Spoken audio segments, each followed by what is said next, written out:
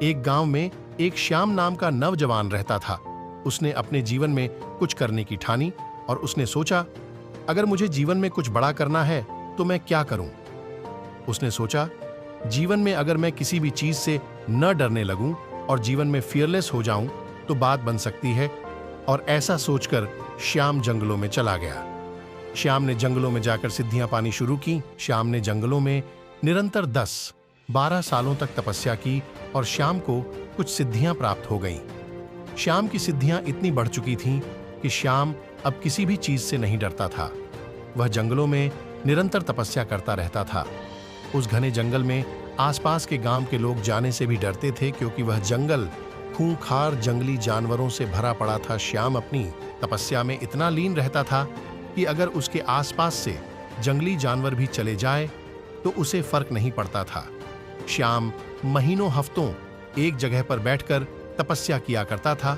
श्याम के शरीर पर सांप भी चलने लगे, फिर भी उसके रोंगटे खड़े नहीं होते थे। कुछ समय बीतने लगी और आसपास के गांव तथा शहर में श्याम के बड़े चर्चे होने लगे।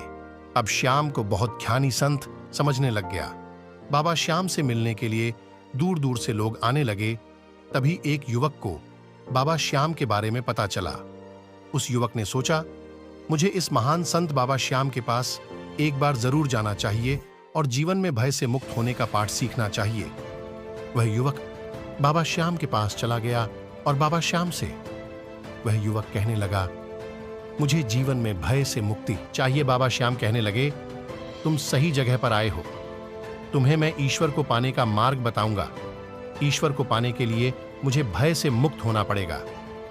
बाबा श्याम कहने लगे, मुझे किसी भी चीज से भय नहीं होता।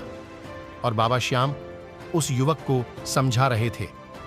उसी दौरान एक शेर वहां पर आ गया और जोर से दहाड़ मारी।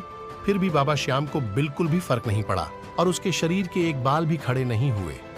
इधर युवक के पसीने छूटने लगे थे। बाबा श्याम ने कहा, देखा, मुझे भय से आजादी मिल चुकी है। युवक कुछ देर शांत था। बाबा श्याम ने उस युवक की हालत देखी और अपनी कुटिया से उस युवक के लिए पानी लाने चले गए, जहां पर बाबा श्याम तपस्या करते थे। वहीं पर उस युवक ने एक धार्मिक ग्रंथ के कुछ मंत्र लिख दिए। जब बाबा श्याम कुटिया के बाहर आए, तब वह अपने स्थान पर बैठने वाले थे। तभी उसने अपने पैर उस चट्टान पर रखना चाहा, लेकिन वहां पर मंत्र लिखे हुए थे। उसने अपने पैर झट से हटा लिए। तभी उस युवक ने कहा, बाबा जी, आपको तो किसी भी चीज से डर नहीं लगता, तो आप इस मंत्र से कैसे डर रहे हैं? उस युवक ने कहा, आपको भले ही स्वाभाविक डर नहीं लगता हो, लेकिन आपको अभी भी आंतरिक डर है। उस युवक ने कहा, मेरा डर तो स्वाभाविक है। मैं एक बार ईश्वर को पा भी लूं, लेकिन आप कभी नहीं पा सकते।